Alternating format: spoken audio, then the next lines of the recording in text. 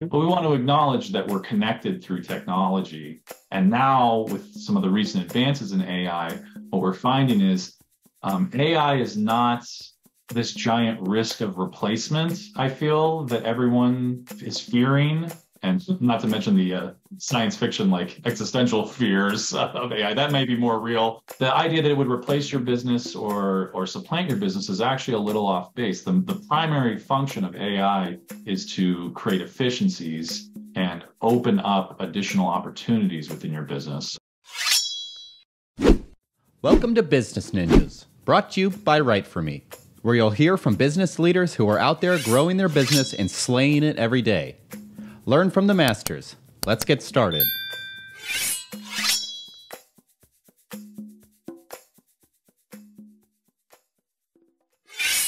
Hi, and welcome to another episode of Business Ninjas. I'm here today with Morgan McDonald, Sales Manager at Abby Connect. How you doing today, Morgan? Doing great. How about yourself? I am good, thank you. Appreciate you spending some time with us. Please tell us a bit about yourself and about Abby Connect. Sure. Yeah. So I'm the sales manager here at Abby Connect. I've worked here for a little around 9 months at this point. But I've been in the industry of virtual receptionist services for about 8 or 9 years at this point, working for a couple of different companies in the space.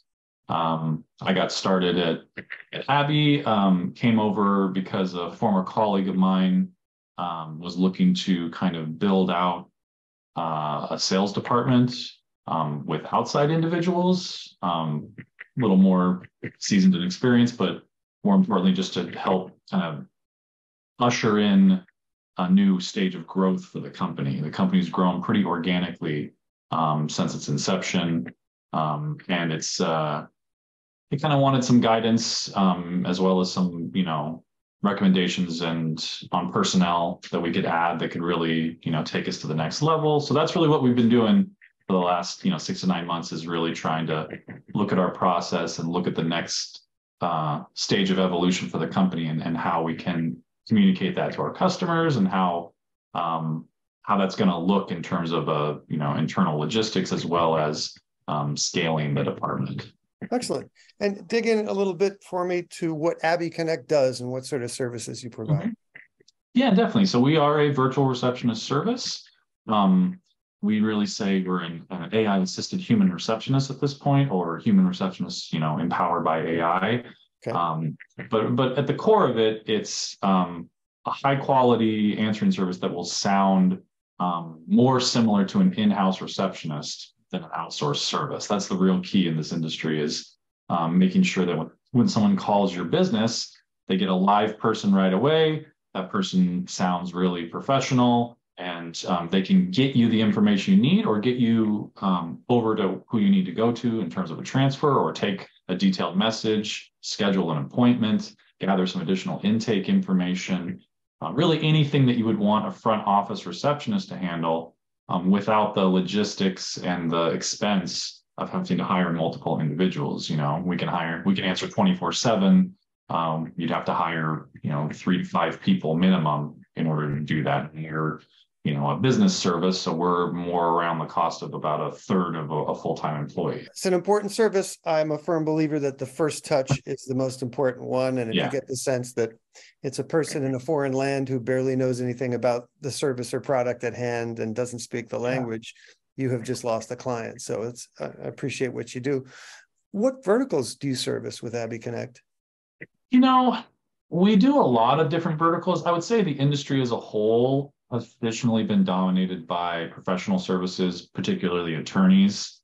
At any given time over the last 10 years, it's been 60, maybe 70% attorneys. But we've seen a big shift post-COVID as a lot of businesses move remotely.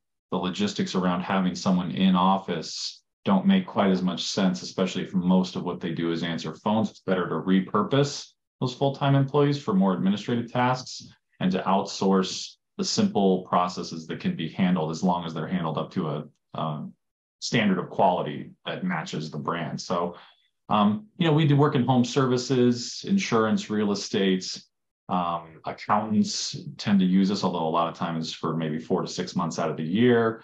But really, any small business, even medium businesses, we actually have answered for overflow for larger organizations as well, or even government institutions. So it's really anyone who receives phone calls as a business, we could answer calls for. You've just described every business on planet Earth.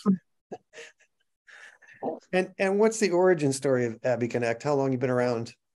Right. So it's kind of a two-part story that, it's a family-owned business, which is pretty unique in the space. And Nathan, who is our current CEO, his parents were sort of business owners in a variety of industries for a long time. But around 2004, 2005, they got into a business that was called Teleassistant. It was more like virtual office space, but had some answering components. And what they were noticing was that there were for some of the clients, that one of the greatest values was the professional answering that was provided. And they realized that is actually something that could be widespread, and the technology that they developed would actually be for internal use, could actually be expanded to external use as well. So around 2014, it really made the transition, and that's when Abby Connect was really born from that. So kind of started as an offshoot of another business, but ended up being kind of the more dominant and larger scale operation. And now they have, 2 offices kind of north of Las Vegas in that area. So, our receptionists work in-house. They're not just remote working from anywhere. So that way we're able to maintain the quality of the technology, the culture within the office, direct training, the support of their teammates, as well as sort of a culture that really can drive retention and growth and just general, high level of aptitude at people's jobs. Excellent. And what are the most common problems you're solving for your clients? Well, the most obvious one is obviously missed calls. That's the kind of original value premise of the entire industry. Is, and it's why attorneys were so dominant for so long, is their call could be so valuable, tens or hundreds of thousands of dollars that they could miss in an instant if they don't pick up the phone. Someone calls the next attorney. But what we're finding now, as the technology evolves and it's sort of as the service evolves, is there's a lot more we can do for people. We can, do a lot of scheduling. We can do some detailed intake. We can have custom handling instructions. So it's not just taking a message anymore. It's reading the context of what the caller needs and getting the most appropriate solution. Through API technology and through some of the other tech partners that we work with, we can do a lot more without needing confidential access to your systems. We can send and push information pretty easily into there without having to log in or expose you to any sort of liability. So as that changed over time, it's really expanded what we can do. We can make outbound calls on people's behalf for follow-up or to confirm scheduled appointments or gather some additional information. So the main value that we provide is obviously that administrative coverage, but also making sure that small business owners are not constantly being interrupted. That is one of the most undervalued things that we do, but everyone who uses the service always comes back with that feedback. The biggest value they saw was actually being able to stay focused on growing their business. They always say you should be working on the business and not in the business, because if you're in it, you have no ability to see the big picture and you can't make the big changes and big progress that you need to move forward. So giving them that time back and keeping them focused and not being interrupted every 10 to 15 minutes does a lot for their personal efficiency as well as just their state of mind. Absolutely. There's nothing more valuable than time. And if you're giving them the time back, it's certainly more cost effective to do executive, managerial, long range thinking than it is answering the phone. Right. You mentioned AI assistance. What sort of role is AI playing in your platform? Right. So we've always been tech oriented, but AI for a long time was kind of a bad word in the industry, because a lot of what we compete with are those auto attendants that really no one likes and they break down all the time. So the idea of even the phrase virtual receptionist, which is what they call the industry itself, and we don't really like that terminology because it gives the impression of that we're not people, we're human receptionists. But we want to acknowledge that we're connected through technology. And now with some of the recent advances in AI, what we're finding is AI is not this giant risk of replacement, I feel, that everyone is fearing.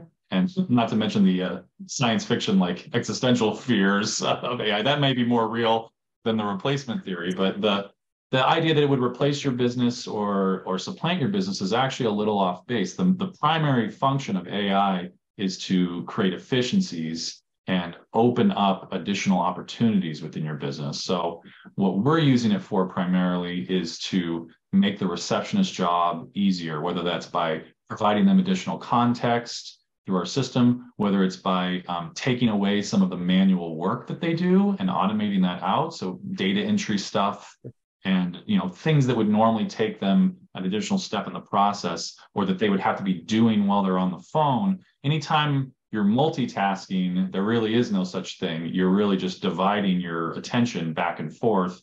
And we want them to be focused on the caller and the caller's experience, and to let the computer do more of the manual data entry so that they can, be more efficient in their time. They can take more calls, but they can also be more engaged when they are on a call.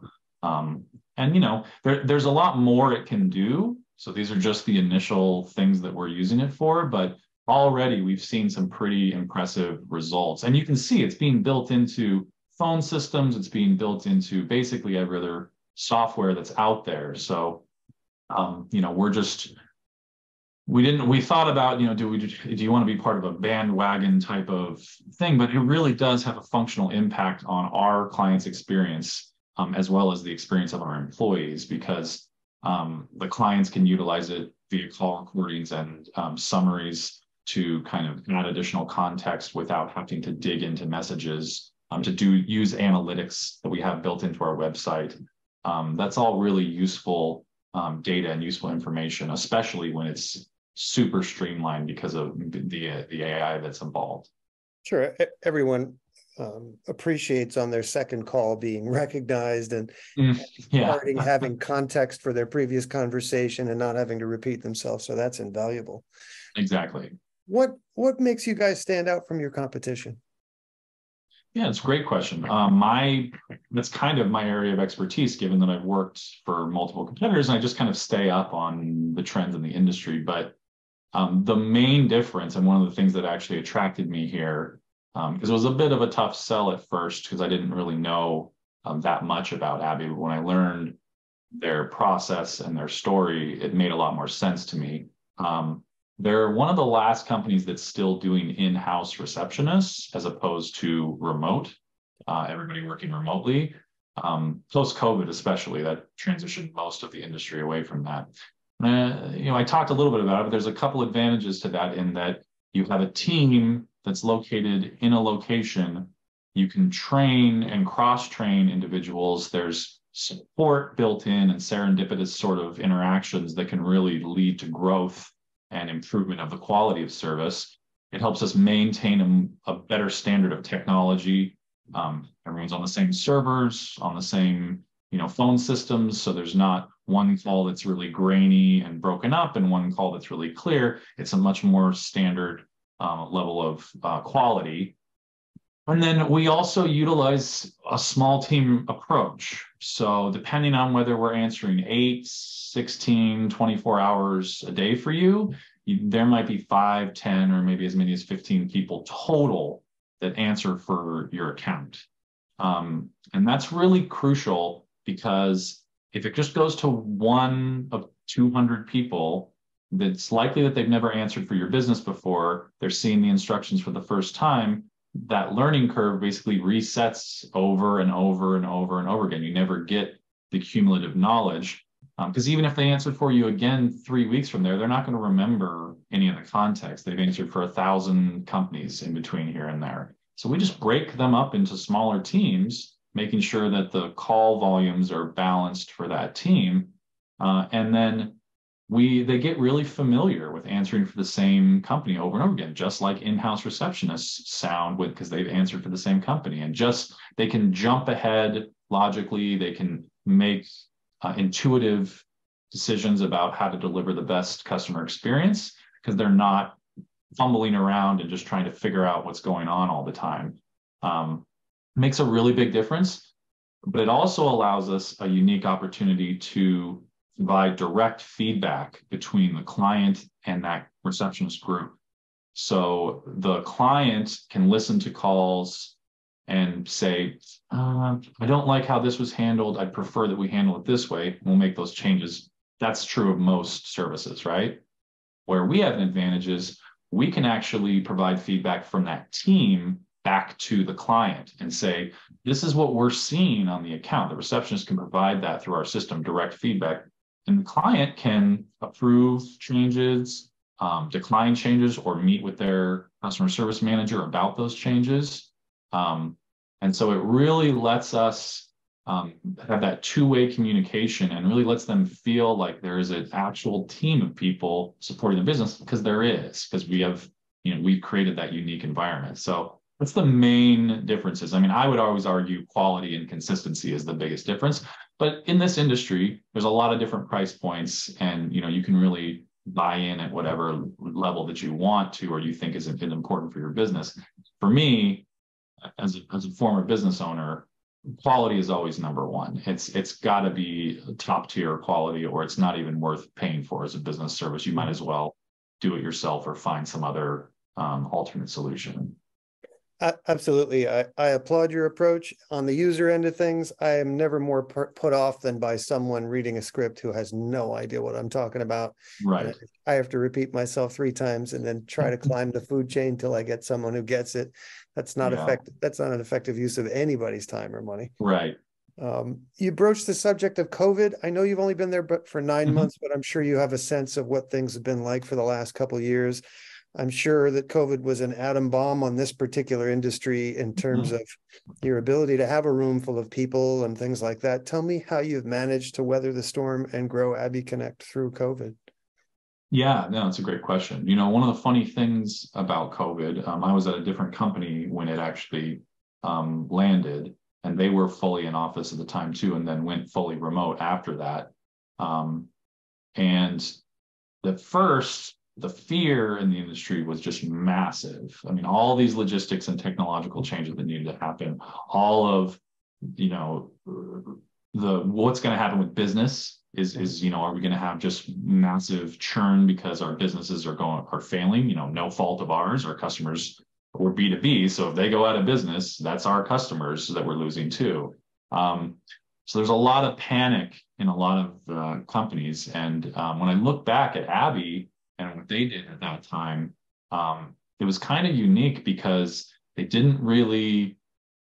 kind of like took a beat and waited on a lot of the decision making. And that really paid off, because 1 month, 2 months down the road, what almost everyone in the industry saw was now a massive spike in demand, because all of these companies, these other companies that we service, had to close their doors and move to remote working. So now they were reassessing, how do we manage the logistics of this? They were looking for the support of the industry. So it was actually a great growth opportunity for the industry. And the companies that chose to reduce staff, lay off, cut their costs, then found themselves completely unable to capitalize on the increased demand. And they were stuck in a position of adding customers would diminish the quality for their entire client base, because they didn't have the staffing that they needed and they didn't have tech in place.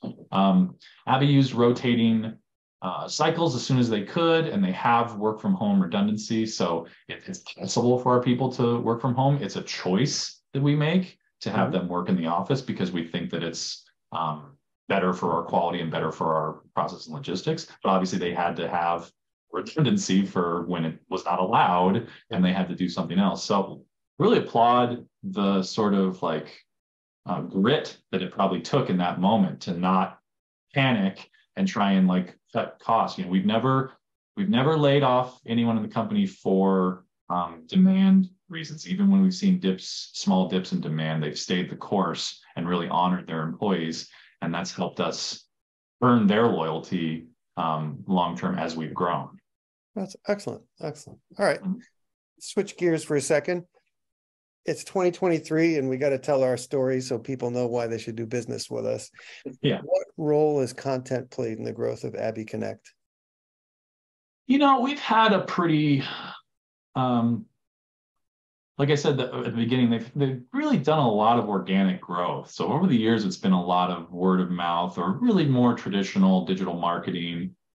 It's really been more recently that we have pivoted to content marketing and pivoted to sort of creative forms of marketing, because what we're finding is, it's like you said, it's about storytelling. It's about creating interest and curiosity. And we have a new philosophy around our customer journey. So really not just looking at how do we solve for logistics, but like, how does this feel for the customer when they're coming in? And we've made a lot of changes and there have been bumps in the road and friction points from that, but we like that. We like when we get that feedback because that helps us, pivot, and it helps us change the form of marketing that we're using. So we're trying a lot of different things right now, and content marketing is a big part of that.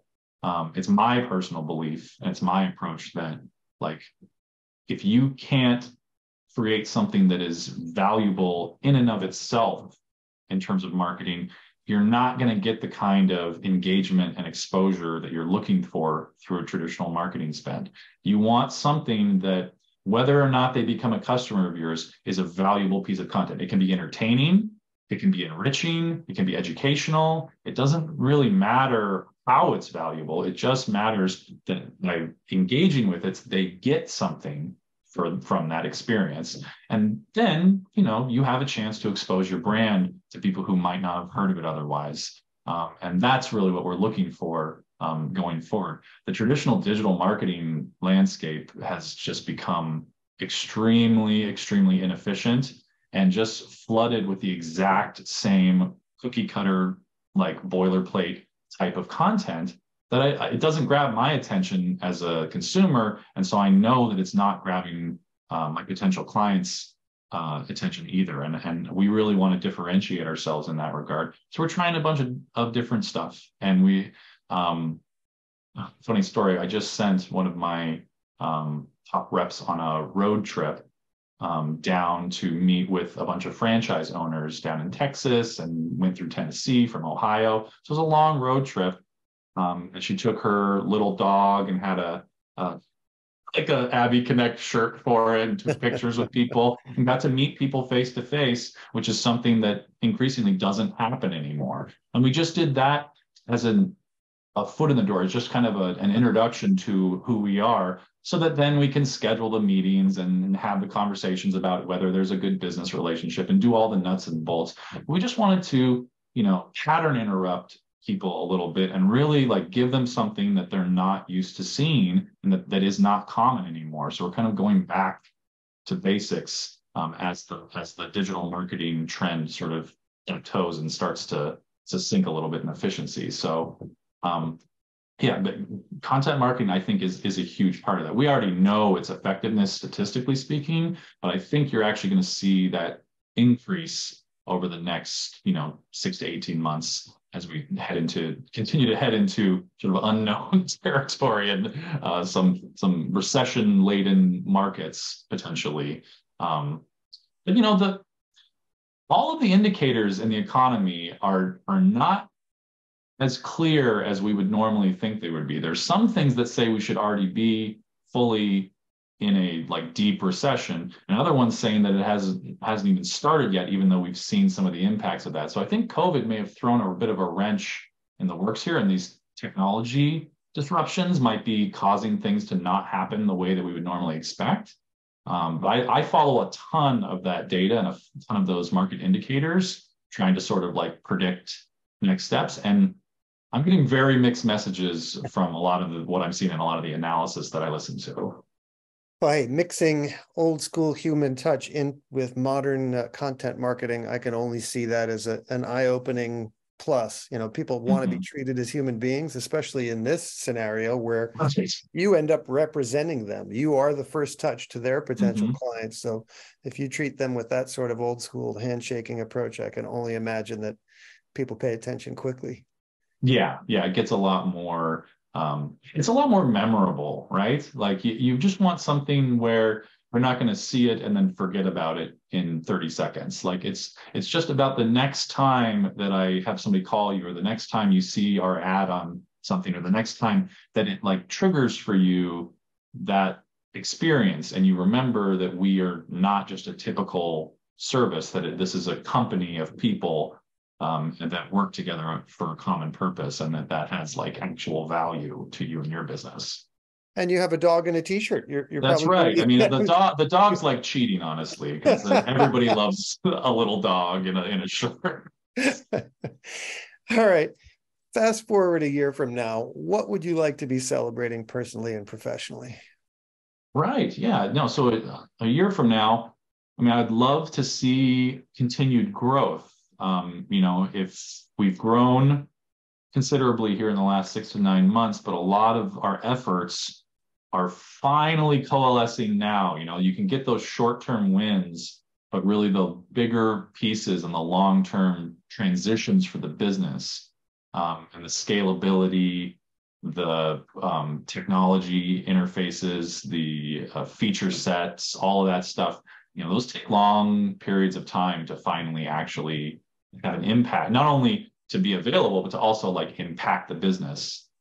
So my hope in a year from now is that, that we're struggling to keep up with the growth. That's that as a sales manager, people talk about quotas all the time and what should your quota be? And I go, I want the only number or the only concept that I hold myself accountable to as a sales manager is I want my department to be so successful that the CEO actually tells us to slow down and stop selling. Like it almost never happens in any industry anywhere. And so that's always my goal. My goal is to break the process to the point where we have to slow down to make sure that we're delivering the onboarding process that people, deserve and really, really want. We're not there yet. We can still handle everything that's coming in right now, but it's possible we could get there, because this is, speaking of recession, this is not a recession-proof industry, but like I said before, it can kind of grow through that because businesses have changing needs during an economic downturn. A lot of times it's a reconsolidation of resources or overhead. We really offer a lot of support in that you can repurpose your in-house staff for positions you would normally have to hire for, and we can take the burden of that off your hands at a fraction of the cost per month. So it's, hundreds of dollars a month instead of thousands of dollars a month to have your phones answered. And that's, for a struggling business, that could be the difference between, life and death. That's staying in business or going out of business.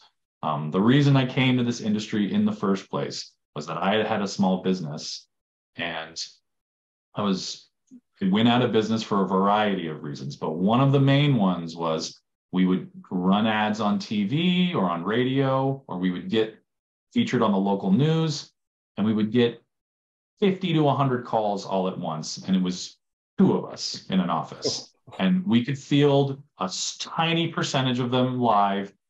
A bunch of people weren't leaving their information. We'd call them back. We spent all our time chasing these leads that we could have closed or captured the basic information of. So I saw the value as soon as I heard about a friend of mine who was in the industry, and they said, you should come apply here. The concept itself landed so hard for me, because I'm like, that could have potentially saved my business. Like if I had literally known about this 6 months earlier, I might still have been in that industry. So it has real tangible impacts for businesses, especially during a recession, because you're just looking for any way that you can create efficiency and cut your overhead without reducing the client experience. If you cut your overhead, but it makes clients not trust you or just have a really negative first interaction, you're going to end up going out of business anyways, because you're going to lose those first touch points. So we really have, even if things turn bad economically for the country or for, the economy as a whole, I think we still really have an opportunity to be in a growth mindset during that. So my goal is to probably double our current inbound onboarding traffic 12 months from now. And I think that that's a really like adventurous or kind of ambitious sort of goal, but at the same time, I think it's totally feasible. I think it's not outside the realm of possibility because we're at that point of growth where we've grown organically, built up our technology and reputation, and we're ready for that kind of expansion. It certainly sounds like an approach that's fairly recession proof. Right. Yeah. Or just like it's kind of like not recession proof because it can pivot during a recession to a different sort of value premise and a different sort of client set sometimes. All right. And personally, what would you like to be celebrating a year from now? I mean, I personally would love to have a larger department. I would definitely need one to process those sales. So if I double my sales, probably would only need a 50% increase in my department. So I would love to celebrate having brought on more BDRs. I'm a big fan of the BDR position. I think that it's highly undervalued and highly underutilized. We view them more as cold calling or prospect marketing, when really, similarly, they can be the first touch point between you and your clients. And it's something that we really need to value a lot more and more emphasis and responsibility into that position. And then, put the appropriate level of compensation in the position as well. It's one of those things where BDRs are the glue. They're the connection between marketing and sales, the same way that onboarding is the connection between sales and customer service. Like you have to bridge those experiences very well. And sometimes it can be quick touch points. Sometimes it can be an email, but sometimes it's a more involved conversation. And so they have to be really adaptable as well. So I'd like to see, at least a 50 to 75% increase in the scale and the size of my team. I don't need a ton of scaling. Like I created a really efficient logistical process so that the reps can stay focused on the conversation and not be doing a bunch of admin. But that comes from my days of being a rep in this industry. I hate when I spend more time entering the information than I actually spent selling the person. That's like a big pet peeve of mine. So I created a really smooth process. We could process a lot more than what we're doing right now. We're lucky in that regard. But still, I think for the change that we've experienced and how we're doing marketing, we're doing more proactive outreach. We're doing, some additional content marketing, some things like that to have a larger team with a more diverse skill set, I think would be really valuable and would be really let us kind of work collaboratively and take a new approach towards our sales and marketing. Excellent. I will caution you, however, in the murky land of work-life balance, you answered both questions in the context of Abby Connect. So careful there, sir. All right.